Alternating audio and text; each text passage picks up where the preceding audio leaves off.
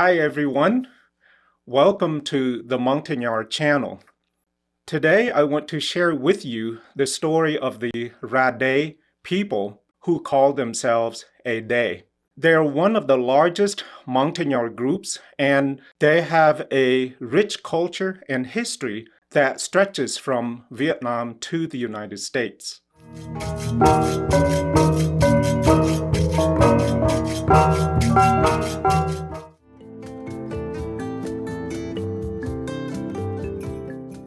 If we have not met before, my name is Lap Siu. I'm a cultural anthropologist and a Montagnard from the Raday tribe. On this channel, we make videos on topics related to the Montagnards and share them with the world. Now, let's talk about the Raday people. In Vietnam today, there are about 400,000 Raday. Most of them lived in the Central Highlands, especially in Dak Lak province, in and around Buôn Thuot city. You can also find Raday communities in southern Ya Lai, Khánh Hòa, and Phú Yên provinces. Some online sources claim that a few thousand Raday lived in Cambodia's Ratanakiri and Mondulkiri provinces, while others say there are none.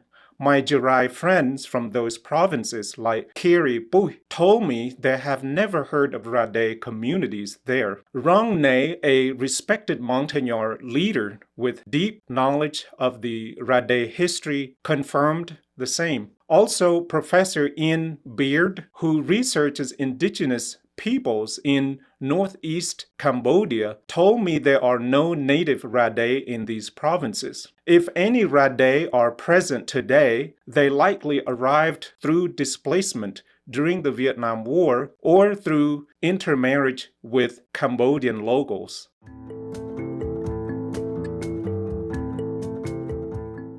By the way, there are different alternative spellings for the word Raday. While they called themselves Raday, others called them Raday, Raday, and or Người Raday. Also, the Raday are not just one single uniform group. They actually have several subgroups, each connected to particular regions and local dialects. Some of the well-known subgroups include Kapat, Matur, Bih, Blo, and Hwing.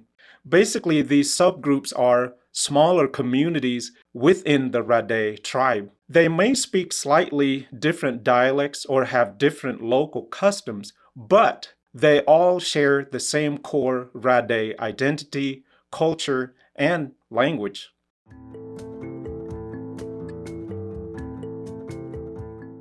The Central Highlands, where most Raday live, is a region of plateaus, rolling hills, volcanic, and red basalt soil perfect for farming.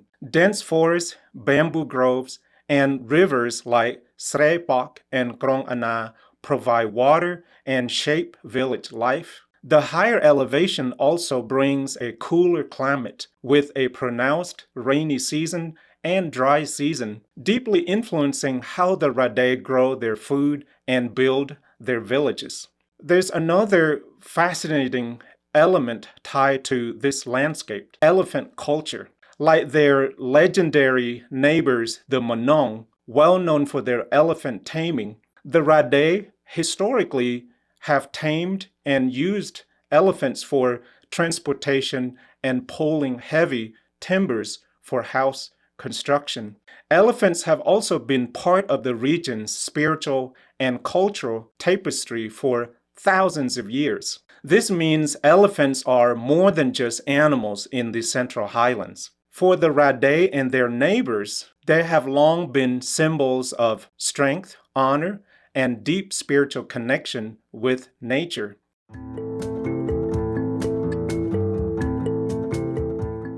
Traditionally, the Raday practiced Sweden or slash and burn agriculture. They would clear forest patches to grow dry rice, maize, cassava, beans, and vegetables. After a few years, when the soil lost fertility, families would select a new plot to grow their crops. This traditional farming system is also known as shifting agriculture. They also raise cows, water buffaloes, pigs, and chickens for feasts and ceremonies. After the French colonized the region, coffee and rubber plantations have appeared, but many Raday families still farm in traditional ways for daily life. Just like other people in Vietnam, rice is their staple food. In fact, it's so important in the Raday culture and language that there are two different words for eating. If you eat a meal that includes rice, you use the word hoa. But if you are eating something without rice, you say bang. Pretty interesting, right?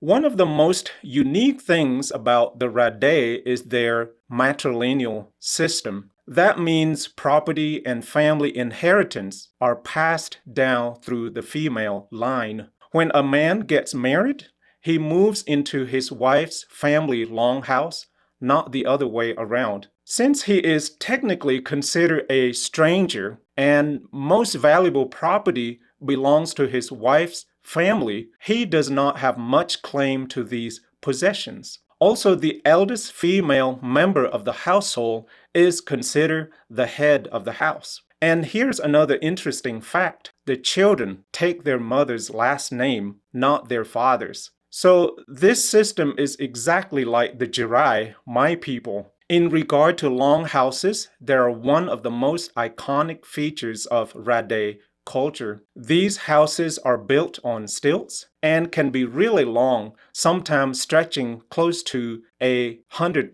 meters. Inside, you will find separate compartments for each family, but also a big central space where everyone gathers. In the past, a longhouse could accommodate several generations of the family, and sometimes even extended family members lived there too. Each longhouse has two doors, one for men and one for women. The village itself is usually arranged in rows of longhouses, and traditionally it's led by respected matrilineal families.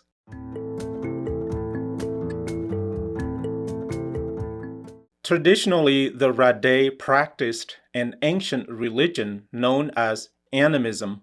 This means the majority of them believed in spirits connected to rice, water, fire, earth, and the forest. Rituals and ceremonies played an important role in keeping balance with the spiritual world. For example, people often lived in fear of evil spirits causing them harm, so they sacrificed animals like chickens, pigs, and water buffaloes to appease these spirits. These religious rituals are complex and therefore must be administered by religious leaders known as shamans. But in more recent times, a little before, during, and after the Vietnam War, many Raday have become Christians, especially Protestants. Today, you will see a mix, some communities still holding on to traditional beliefs, while others are very active in church life. Whenever you find Raday communities,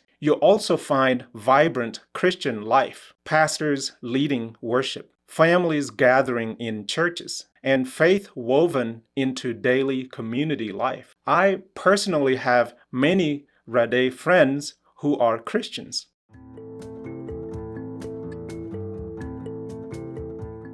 Over time, the Raday have also given us some well-known figures. Here are a few of them that I want to mention. In the 1920s, I Jut Hawing, I Ut Nie Buon Rhade, and I Blul worked with others to develop the writing system for the Raday people. Today, their writing system is still in use, and their names continue to be honored. Y-Bham Enuol, a Raday leader, helped found Bajaraga, which later became Fulro, fighting for Montagnard autonomy and rights during the Vietnam War. Moan, who passed away in 2010, was one of the most celebrated Raday singers of Vietnam. Enuol blended traditional Raday melodies with modern music, bringing the sounds of the Central Highlands to national and international audiences. Of course, Hehen Nia made history when she competed in and won Miss Universe Vietnam in 2017. Hehen is the very first and so far the only Miss Universe Vietnam title holder to come from an indigenous ethnic minority group. Of course, there are many other well-known Raday individuals. They will be highlighted in a different video. Now, one of the biggest questions people ask is, how did the Raday end up in the United States? During the Vietnam War, many Raday fought alongside the U.S. Special Forces. After 1975, when the war ended, they faced persecution because of their involvement with America. As such, some fled to Cambodia, Thailand, the Philippines, and later many were resettled as refugees. By the 1990s and 2000s, waves of Raday families relocated to the United States, especially in North Carolina, which has the largest Montagnard communities outside of Southeast Asia. Most Raday diasporas lived in Raleigh, Greensboro, and Charlotte, North Carolina. In the United States, the Raday are active in churches, businesses, politics, and community life. They have church elders, pastors, and leaders who guide the community. Along with other Montagnard groups, the Raday have formed organizations to support one another and to preserve their language, culture, music, food, and traditions. One of the most well-known young community leaders is my friend Liana Adrong. She has supported many Montagnards and other refugee communities across the state of North Carolina. Liana earned her MA in clinical social work and now serves as the executive director of the Montagnard Association of North Carolina. Her leadership has earned her several awards, including the Outstanding Americans by Choice recognition from the U.S. Citizenship and Immigration Services during the Biden administration. In this picture, North Carolina Governor Roy Cooper, who hosted the event, is presenting Liana with the award. This occasion took place on World Refugee Day. Congratulations, Liana.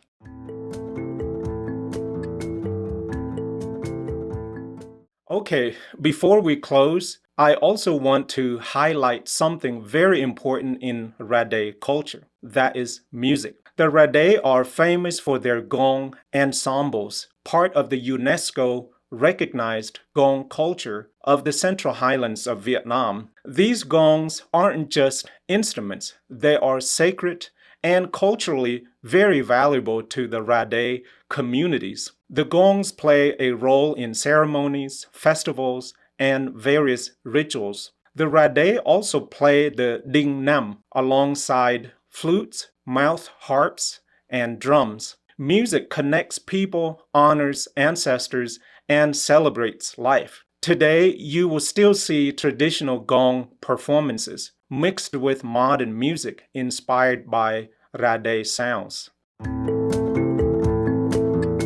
The Raday story is not just history, it's a living culture of resilience, faith, and community. But here's the truth. Many of these traditions, languages, and stories are at risk of being forgotten. So by supporting this channel, you are helping preserve not only Raday heritage, but the voices of all Montagnard people. So please don't just watch, hit like to show your support, subscribe to join this journey, and share this video so more people can learn about who the Raday are. And I want to hear from you. Do you have Raday roots? Have you ever seen a gong performance or a longhouse in person? Drop your stories and thoughts in the comments. I will try to read every one of them. Thank you. Or as the Raday would say, Lek Jack. Bye bye.